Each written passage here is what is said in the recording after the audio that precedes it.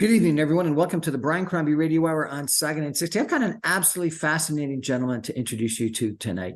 His name is Atul Mehra. He is an international best-selling author. He's a motivational and international keynote speaker. He's a psychotherapist. He has written a book, The Unseen Wisdom of the Unborn.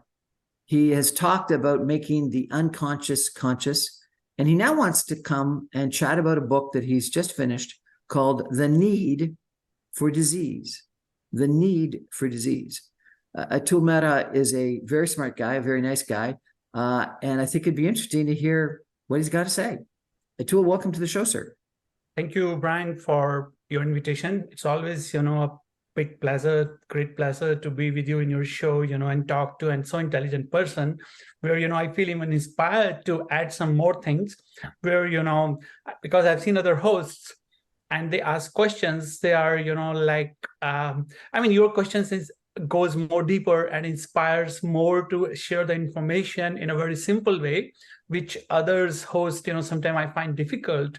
Maybe they don't have that much experience and they can't talk, that much deep. So thank you very much again, Very kind of you. So Atul, why do we have a need for disease? Well, it's a very interesting question. And, I have written a whole book on that. And still, I feel that one book is less. So there is a tribe in Africa.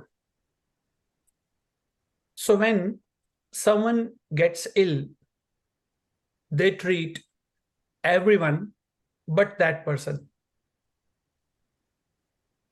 So they treat everyone but that person.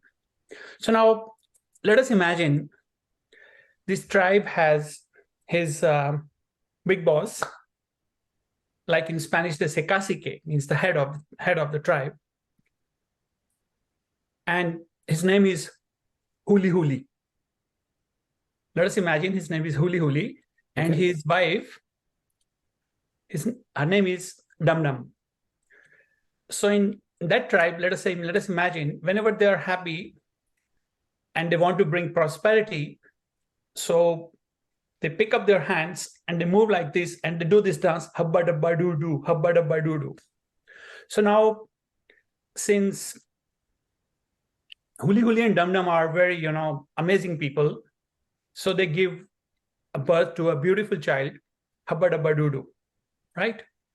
Now this habba dabba doo doo grows up with families, with the tribes, rules, regulations, educations, etc., and learn their techniques, their methods, their interactions, their culture. And then, one day he gets an invitation and he grows up, gets an invitation to come to Canada. So he, lands here in Toronto. And when he comes out, he's such surprised. Oh my God, there are so many big buildings. They're touching the sky, so many cars, noise. And then there are lots of people and people are running and everybody is in a hurry. So, suddenly he starts getting nervous and he starts getting anxious and maybe he's not able to breathe. And he has never felt that thing in his life. He says, what is happening to me? Why I'm anxious? Why I'm nervous? What is happening to my breathing? So generally he doesn't know anxious, but he says, oh, I'm feeling, that I'm not able to breathe because it's not used to, because in Africa, there are big leopards, lion, and so much open space.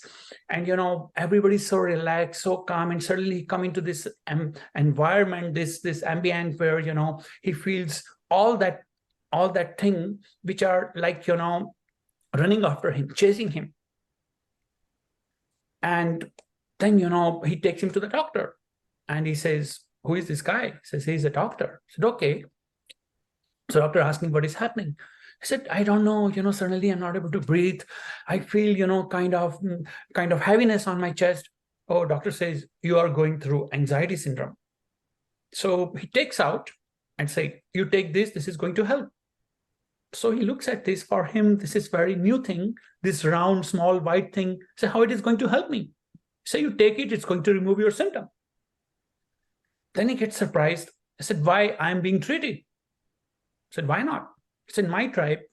When someone gets sick, they treat everyone but that person. So he explains to the doctor, he said, look, when somebody gets sick, so my father calls everyone individually, all the person who are in contact with me, and he asks them how I have been treated. What they have said to me, what they have been saying to me, how they have treating me, how they are trying to communicate with me, what they are stopping me to do, or what they are not letting me say. So you ask all those questions, and then, big boss, big doctor of the tribe, treat all of them, and I feel better. Here, why I'm being treated, everybody else should be treated. So doctor laughs at it. So anyway, after some time, he says, I don't want to stay here. So he goes back. So if I bring this thing into consideration of that idea of the tribe, that when somebody gets sick, he treats everyone but that person. So let us say he goes back and he talks to his father and he says, you know what, that whole tribe is sick in Canada. So it means, are we living in a sick society here in Canada or in the world? Because it is outside of that African tribe. Do we have so much society's pressure, invisible pressure, hidden pressure, that we need to live in a certain way? We need to follow certain rules. Of course, living in society is beneficial because, like the research says, those flies who live in a group survive more, live more than the other ones who live individually. So that's beneficial, but it also brings other problems. For example, there is a hidden pressure. If you are not efficient, you are worth nothing. So in order to prove yourself, you have to have efficiency in your work. You have to prove your worth. You have to do work where everybody, you need to be successful in order to get that recognition. And if you're not successful, you're not worth nothing. You have to show that progress. So same thing, there is a guy, like his name is Adam. So Adam is a white guy. He's a beautiful wife, and the wife, work in a hospital. She's a nurse. So Adam is a salesman, and he has two beautiful daughters, 11 and 9. They have, beautiful blonde and beautiful eyes, blue eyes, and he gets along very well with his family. But now society pressure is too much. He doesn't have many, he doesn't have a beautiful house. He lives in a very humble house, and husband and wife are working hard to give, good future to their children. So they have a lot of love. So now, Adam feels this invisible pressure of the society, because all his friends are doing so much. They have big houses, they have big cars, they have, all the luxuries, and they feel sometimes, inferiority complex because they're not able to provide their daughters the same thing like their friends have, because when their daughters, meet the friends and they have, those beautiful cars, video games, and he's not able to provide it. So he feels pressurized. So now he talks to his wife. I said, listen, I'm going to start working more. So what he does, from 9 to 6, he extends his time to 7 p.m., starts working 1 hour more, staying 1 hour more in the office, and starts working there. And, and spending the time, he, makes timetable, he organizes his plan, his sales call, and feels very satisfied, and he starts working there. So little by little, he started spending 1 more hour. But now when he goes back home, he's not able to feel, he has getting lots of more ideas. So he started spending a little bit more time to go to bed. So instead of, going at 9, 10 p.m. at the bed, he's going around 10, 11 because he needs to spend some time, and he has a lot of those things to work. So he starts getting some success, and suddenly when he gets success and he sees some more money pouring in, he starts extending his timings. So now, he loses control and starts working up to 9, 10, 11 p.m. in the office. Suddenly he's working hard, he's getting more and more, success. But now his wife starts complaining. He said, listen, you are coming very late. And when you come late, daughters are, complaining, you're not spending time with us. And, they're complaining because when you're sleeping, they go to school. And when you are coming, they are on the bed. But he says, listen, I'm doing everything for you because I'm sacrificing my life to give you guys all this comfort, all this love. So now what happens? He starts working more and more, and now he gets a hyperactive mind, and he's not able to sleep. When he sleeps, he wakes up suddenly all of a sudden, and he has all that idea, and he feels that he is not able to do all the things because now he's overwhelming. He's not able to control, and he feels that overwhelmingness, and he wants to do all those things, but he's not able. And suddenly he feels, his breathing is there, and he suddenly goes into a panic attack, and he goes into a depression, because the word depression means depress, pressure down, like we have depressed places. So it's a lot of pressure on his shoulders, and he's not able to bear it. Suddenly he wants to cry, and he loses control, and suddenly he feels he's worth nothing because he has so many things to do. Now he doesn't want to go to office, and he suddenly feels this anxiety, suddenly feel this this depression. So this is what the society is telling he has to perform, and he started feeling his pressure. So he calls his boss. He doesn't go to the office that day, and boss asks, what happened? I said, listen, man, I'm not able to do these things. I'm having all these panic attacks, and I feel that I'm worth nothing, and I don't know what's going to happen in my life. So boss say, hey, man, don't worry. And, I was thinking to give you promotion because you were doing so well, but I can understand. I have gone through this. So what you should do, I know that you are going to do very well in future because you have done till so far so well. So go to the doctor. I have gone to the same place, same stage. So doctor is going to help. So now boss belongs to the same system, which is telling him to lose the symptom and keep on doing what he's doing, because he is going to get that success because he has gone through that pathway. So now he goes to the doctor, and he says, doctor, I have these symptoms. So the talk underneath, which is happening about the symptom of that anxiety. So doctor is saying, he says, doctor, I have this symptom, which I don't want to have. My wife doesn't like it. My boss doesn't like it. Please help me to remove this symptom. And doctor says, don't worry. I have this medication. It's very strong. You take this and you are going to lose your symptoms. So doctor also belongs to that symptom. So the whole system is putting pressure on him.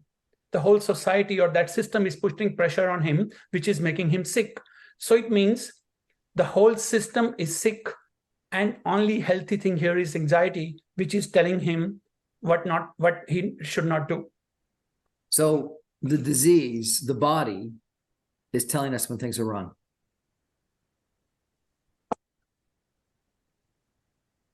Is that right? There you are. You got it.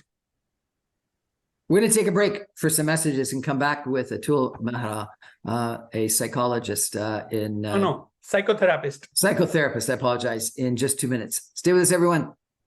Interesting. The body tells us, the disease tells us when something's wrong. Stay with us.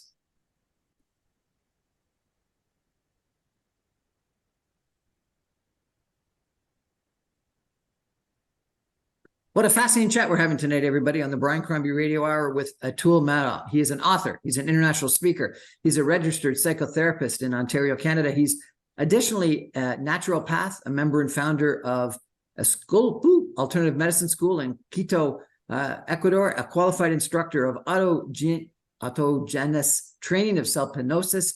He's initiated as a Grandmaster Reiki and a Master Reiki. He's currently working with color therapy and holistic healing. He's extensive knowledge in Swedish and Thai therapeutic massages, aromatherapy, and manual lymphatic drainage, among other techniques. He has participated in panel discussions with Dr. John Gray, the author of Men Are From Mars and Women Are From Venus, on various topics, and has spoken on the same platform as Deepak Chopra. He has been a guest speaker on hundreds of TV and radio shows in different languages, as well as a keynote speaker for national and international conferences. Atul, what a fascinating background and level of expertise that you've got. So let me ask you, I've had a bunch of problems lately with my digestive system. And I've gone to doctors, I've gone to specialists, and they say it might be stress, it might be autoimmune diseases, it might be cancer, it might be ulcerative colitis, it might be irritable bowel syndrome. Like they've got about 6 or 7 different potential diagnoses for what it is. I'm doing a whole bunch of tests. I'm taking some medicine that, if anything, it makes it worse for me. So what you're telling me is I should forget about everything that they're telling me to, all the tests they're telling me to take, forget about all the medicine, and I should just get you to talk to all the people that I interact with and figure out what's wrong. No, I never said that. If medicine is important, you have to take that medication. That is the first step. Medication is important because it is going to help you to recover. What needs to be done, it needs to be done. So medication is the first step. You should go to the doctor, take all those tests, get, to professional and follow what they tell you to do, and do because they are more experienced in this field. So medication we cannot avoid. If it needs to be taken, it needs to be taken. But that is the first step. But now the second step is, once you have, let us say you have taken medication and you have stopped those symptoms, and, you have controlled, and you see now you are able to go little by little more towards your natural way of life, everyday life, or you're feeling a little better, or when you're taking medication, at the same time, the second step you can take sooner or later is to understand what is happening beneath, and I mean in your hidden mind. What is happening there? What is that thing happening in your life which is sending constantly that information that your body organs are not in harmony, not working in harmony with each other? Because we know that cells can send and receive messages. So they can send and receive messages, which is known as biophotons, which is 100,000 to 120 biophotons per second, which is very superior to the velocity of light. If one cell is doing something different, other cells know what this cell is doing. So there has to be certain information, because symptom is something logical. This is the wisdom of the body to find and create a perfect symptom. Symptom is something opposite to me. So through symptom, I can come to know that something is wrong happening in my body. Because there has been research by Dr. Reckweg, so who discovered any symptom, if it is removed, of course, medication is important, it has to take. But we are going even further after that, because medication is a tool. It helps you to recover your body, but you have to see now your mind thing. You have to see what is that psychosomatic reason which is sending that information, connecting with your past, connecting with your childhood experiences, or intrauterine experiences, or maybe some childhood experiences where you were not able to resolve them, and they are part of subconscious mind, and consciously or unconsciously they are indirectly controlling your present life. So now, for example, I had this client, I will call her a fake name, Maria. So Maria used to go through anxiety. So she is, taking all that medication, and the medication was always helping her, but every time the doses need to increase. Yeah. And she also started feeling claustrophobic because of that anxiety breathing. She also started another symptoms of claustrophobic started showing up. So she was taking medication, and of course, but at the same time, she wanted to do something more on her, maybe to see that if there can be other pathway to say goodbye to that anxiety. So we started working, and one of those sessions, she goes to her mother's womb and finds out that mother is anxious, and she finds out all the malignant energy, that how she got mother's anxiety when she was in mother's womb, because at that time she didn't have an adult mind which could say or differentiate that anxiety her mother was feeling, she doesn't need to feel that, but she just was a receiver there. So she got that anxiety unconsciously as a natural process of malignant way of connecting with mother. It's a deep stuff. I don't know if you followed me. You're saying that you can actually receive anxiety from your mother when you were in the womb. Why not? Because that if mother feels anxiety, mother feels depression, mother feels rejection, baby feels what mother feels. So now, if mother repeats that thing, it becomes a natural way of connecting with mother. Now in adult life, the person creates situation in his adult life where he needs to feel anxious, needs to feel rejected, needs to feel pain or whatever he felt in mother's womb. That is his unconscious way of connecting with mother. And at the same time, it works as a pseudo security for him. That's why, doctors have lots of responsibilities. If you go to a doctor says, oh, your father had diabetes, mother had diabetes, you can also have diabetes. So now the person creates diabetes to show his loyalty to the family because he had no choice. So hold it. You're saying that if a doctor tells me that my mother had diabetes and my father had diabetes, I'm going to self-create diabetes in myself to show loyalty to my family. I'm not saying 100%, but there can be cases like that. It has happened. That's why I'm telling you. So my father passed away. My father passed away of prostate cancer. And I worry about getting prostate cancer because genetically there's a chance of that. Do you think I can actually create prostate cancer in myself because of my worry? Do I manifest it? It can be. Seriously? I had a friend, I remember, so her mother died when he was 52 years old in accident. And I remember I started 2-3 times. I told him, his name was Gino, in Ecuador, very, very good friend, very intellectual, very, very. And I said, Gino, let us work. I don't know. I have this perception that something can happen to you. And the same thing happened. We were all coming back after one trade show from the beach, and it was 8 hours drive, and there was an accident. And I didn't know that was his accident. And he died in 52 years of his age. So question here is, you need to separate yourself from that thought. So first of all, going back to that diabetes thing, it requires lots of research. It requires lots and lots of research yet on that.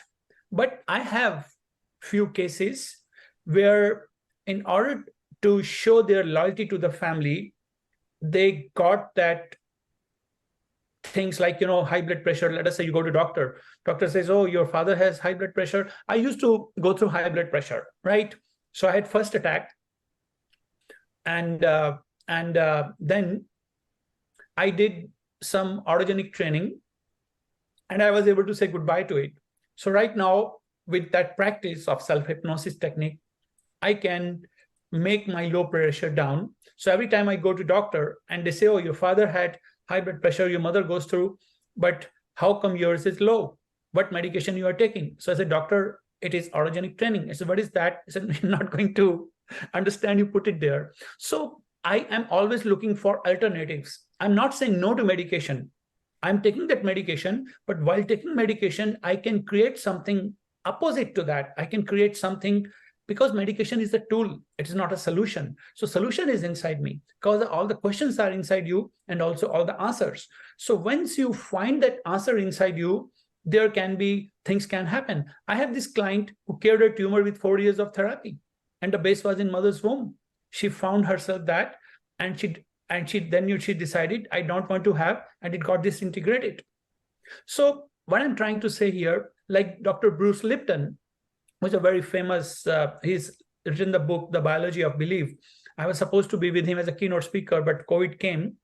But nevertheless, I'm going, in the same as a speaker, and going to give a workshop, 8-hour workshop of inner child healing. So he says that we can change our information, which is coming from our forefathers, and we don't have to create that thing if we don't want to.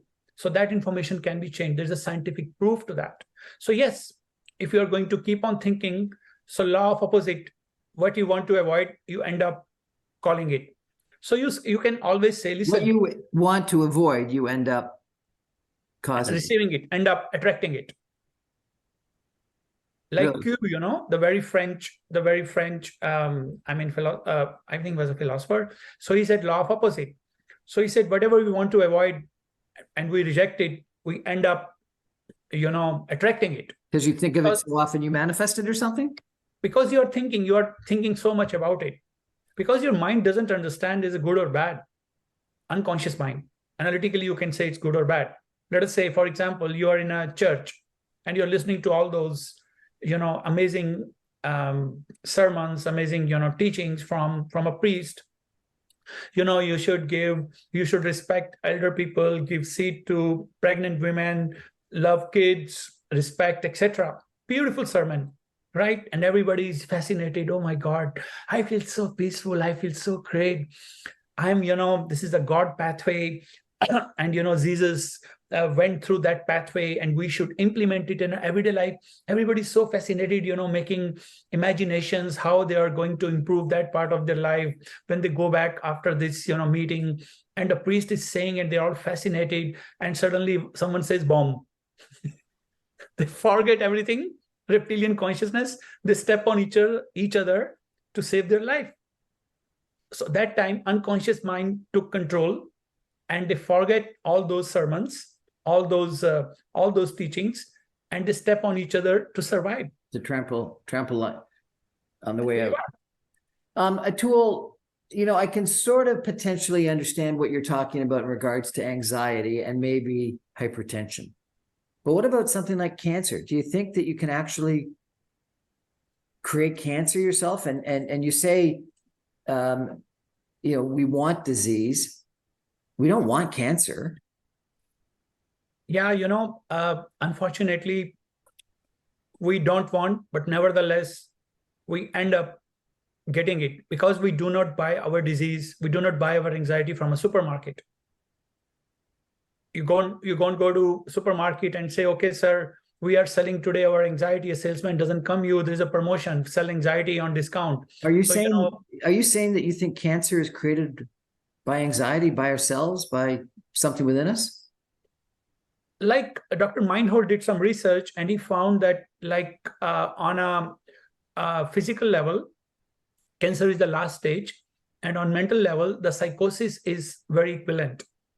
So he did into his research, and Dr. Reckweg also, confirmed the same thing. So everything is created by us. Everything. I have clients. Disease can be a comfort zone. So let us say before having disease, person was isolated. Nobody visited him. Nobody asked him how he's doing. Now he has a disease. Everybody comes and asks him how he's doing. He's getting that attention. And everything in life is attention, nothing else, between acceptance and rejection. I have done more than 27,000 sessions in past 22 years with thousands of clients in different countries, from single anxiety to psychosis and everything in between, with more than 90% of success rate, including disintegration of a tumor. And all of them, no matter what disease, you can say cancer, you can say alcohol, you can say addiction, you can say murder, you can say rape, they all come to, no matter what society, what culture you belong, what language you speak, it all comes to two things: excess of love or lack of love. And beneath it, everybody is looking for acceptance. Everybody. If I can get them their internal self-acceptance, you become one, because you cannot love yourself in parts. You can't say your right arm is better than your left leg, and also your emotions, because there is no such thing as negative. People are, I'm so fed up, really so fed up listening to negative. There is no such thing as negative. Go and look into the dictionary meaning of negative in Google it. So positive means whatever exists is positive, which is perceivable, which can be seen, which can be felt, is positive. So there is no such thing as negative. Negative is also part of positive. It is a different way to understand, because you cannot walk on one leg. You need both the legs. You need positive and negative to work in your body also. I mean, in electricity works like that. So that is how they are creating balance. So, but we are being manipulated by the society, by, some directors of religion, director of, big leaders who have these masks, and they are teaching you how to fight with yourself. They're creating more fights inside you. They're not telling you to become one with yourself. So the idea of wholeness cannot exclude anxiety. The idea of wholeness cannot exclude disease, because the soul of disease is same as the soul of health. Health is an answer, disease is a question. So that's what you need to start. Hold it. Health is an answer, disease is a question. Is that what you said? Your body is trying to say something to you. We're going to take a break for some messages and come back more with Atul in just 2 minutes. Confusing, but really interesting. Thank you, Atul. Stay with us, everyone.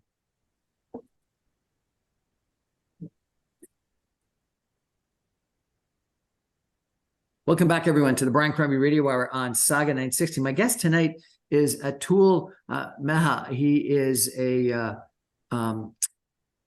motivational and international keynote speaker, a psychotherapist. He believes in making the unconscious conscious. He's published a book called The Unseen Wisdom of the Unborn. And we're talking tonight about the need for disease. And it's a fascinating conversation.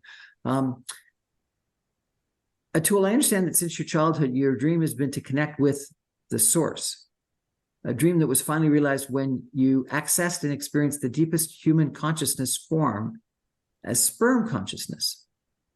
Those experiences made you realize the importance of totality, and it further opened up pathways to understanding the importance of pain and love as consciousness and not as emotions. You discovered the true purpose of life that's guided your work with clients. What is sperm consciousness? Well, you're making me remember those moments and still gives me goosebumps. So our pregnancy doesn't start from conception or when the baby takes birth. It starts when the first idea of having a baby comes into mother or father's mind. This is, I'm going, in this birth psychology conference in October in Denver to speak about it.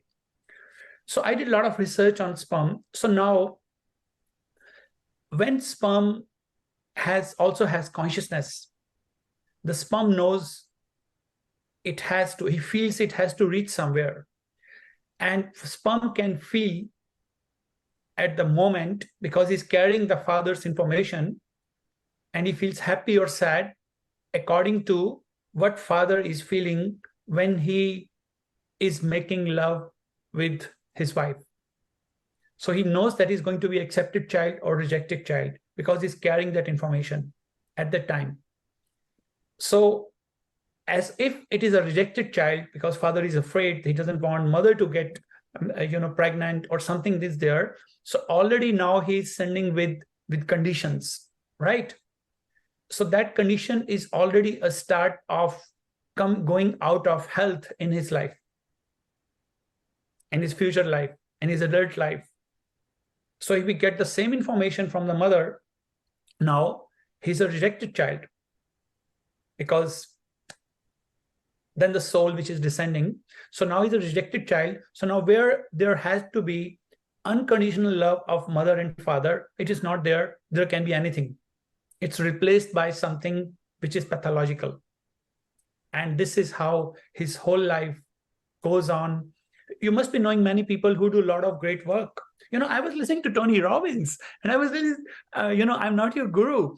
And I was really could see the triggers he needs to work on. So I'm not going to go into more details, but this is a fascinating part where I found that. So in the last part, he says, oh, helping others is my passion. It is my addiction.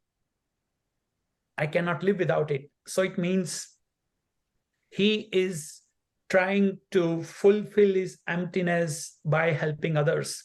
If that opportunity is not there, what is going to happen to him? Like Mother Teresa. Unfortunately, she was an amazing woman, but she suffered clinical depressions. I have 3 icons, which I really, really adore. So let us say that they say, do social service, help others, give them. It's all right. We must help to needy ones. I'm not against it, right? But let us talk about Mother Teresa. She sacrificed her life, everything for humanity. She sacrificed her life, her sexuality, her money, everything, right? But she suffered clinical depressions. And she wrote a letter to one of his very close friends, I'm a dark angel. I will never get a place in heaven. We don't know if she had some black hole, which she was emptiness. She was trying to fill it up because one of her parents died when she was quite young. We don't know till we tap into her unconscious mind to understand, get those answers, right? Then we have a second icon. They say, do a lot of exercises. Exercises are good. They are going to create, I mean, you need to do exercises. It makes you feel so good, etc., etc. Let us talk about Bruce Lee. Amazing man. I adored, what he does, but he always used to do so many exercises. Let us say he was the fittest person on this planet, did so many exercises, and he had no fat in his body. Died in 32 years of his age for one painkiller. I don't know what happened there until we tap into his unconscious mind. Then the third thing they talk about, you need to have name, fame, personality. You need to have, you should be like a Hollywood star or Bollywood star and get famous, celebrity. This should be our purpose. Society asks that. Look at this Tony Robbins. I loved his movies. I adored his movies. The man was an amazing actor. See, he has everything. He has money, he has fame, he didn't need to work, and he would have lived, anywhere, buying an island, and has this amazing life. But he committed suicide. So we don't know until we Robin Williams, not Tony Robbins. Is that who I'm sorry, Robin Williams. Yeah.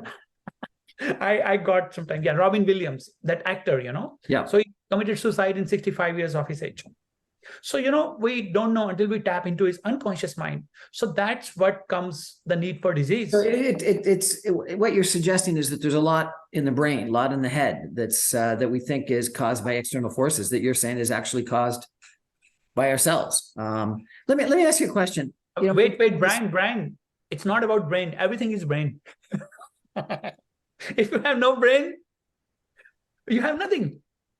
Sorry. Everything's you're the brain. A vegetable. You can't do anything.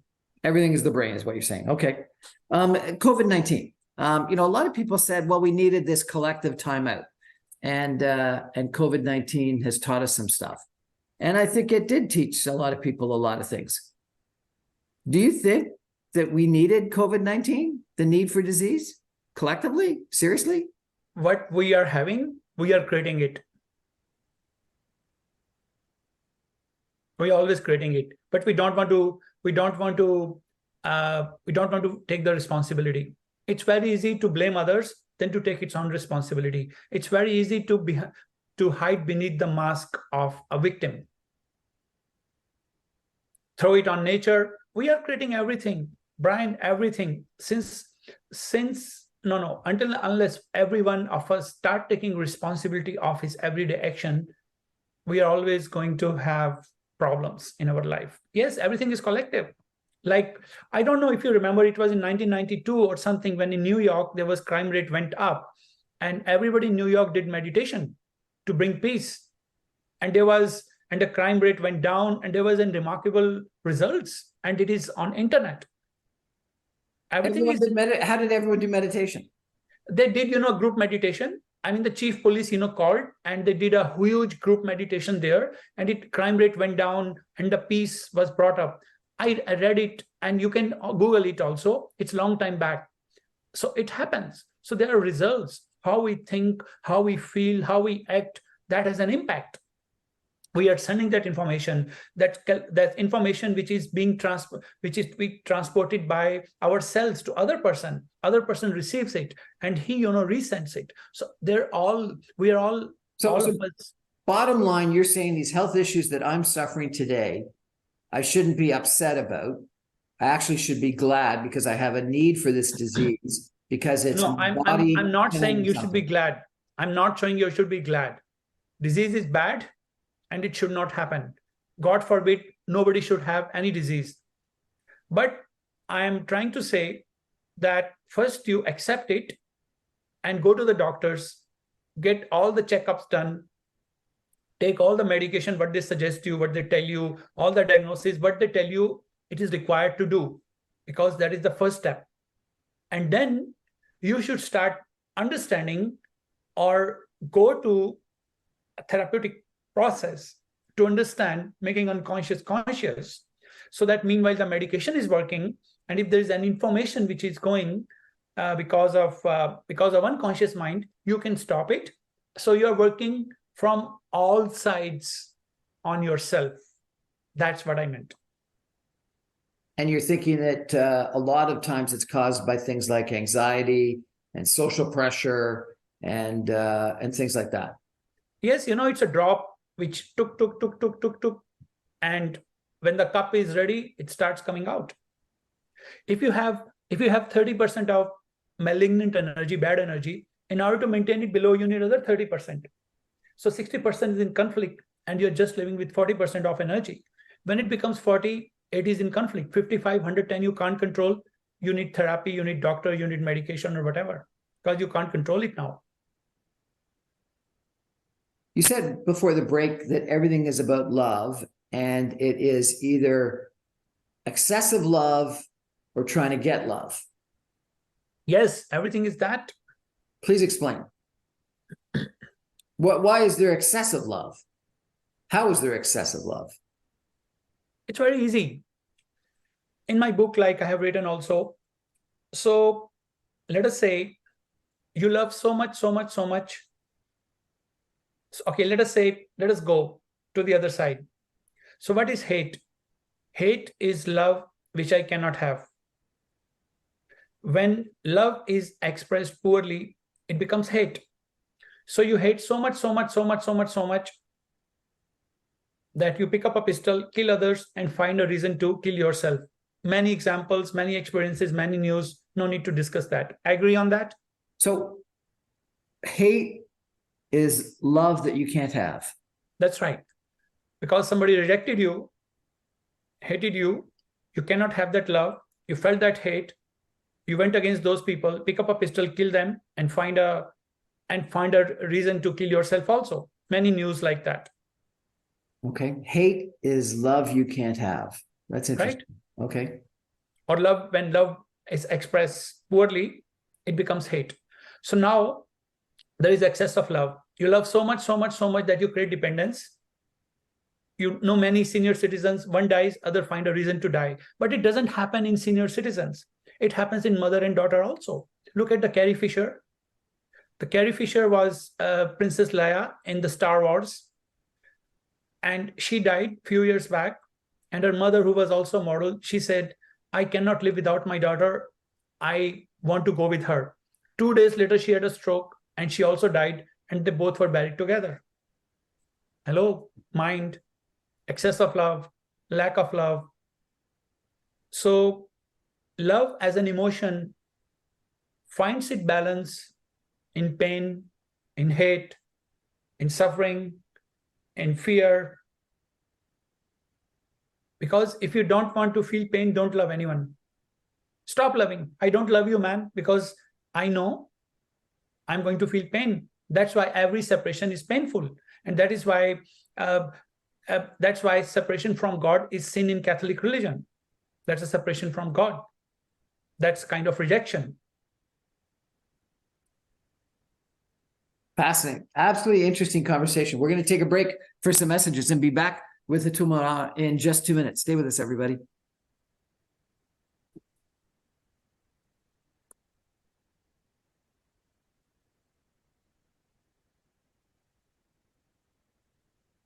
Welcome back, everyone, to the Brian Crombie Radio Hour on Saga 960. My guest tonight is Atul Mehra. He is an international best-selling author, a motivational and international keynote speaker, a psychotherapist, and a really interesting guy to chat with. Like, my gosh, it's like incredible. We've talked about the unsigned wisdom of the unborn, a book that he has published. We've talked about making unconscious conscious, and we've talked about his new book, the need for disease. We've talked about love. We've talked about anxiety. We've talked about social pressure. We've talked about what the body is telling you when you're sick, when you're anxious, when you've got disease. It's been a really interesting conversation. Atul, if people want to reach out to you, how do they do that? Have you got a website they should go to? Sure, they can visit my website, atulmehra.com. It's ATULMEHRA.com. And, so first of all, before, I would also like to invite them to, have my 2 new books are coming. They are, I have created a new series of books, 21 Golden Rules. So it's a basically ebook, very practical. So 21 pages. So first book is coming, 21 Golden Rules of Saving Your Marriage. Of saving your marriage. That's right. And the second one is coming. Too late for me, buddy. 21 Golden Rules to Survive the Divorce. That one I need to read. And there's another one, 21 Golden Rules to control your anxiety. Besides that, I'm also, giving a workshop, which we are going to work on inner child healing, which we can talk, some other day on that topic. And also a 14 weeks, once in a week, 14 weeks course, where the person is going to learn how to control his anxiety in 3 minutes. So, and this is a very advanced technique, which I used for myself to say goodbye to my high blood pressure, and, in other situations, how to maintain myself calm, to relax, etc. And with that, I also want to tell everyone that all the solutions are inside you, and also all the questions. So if you create your disease, you can heal it too.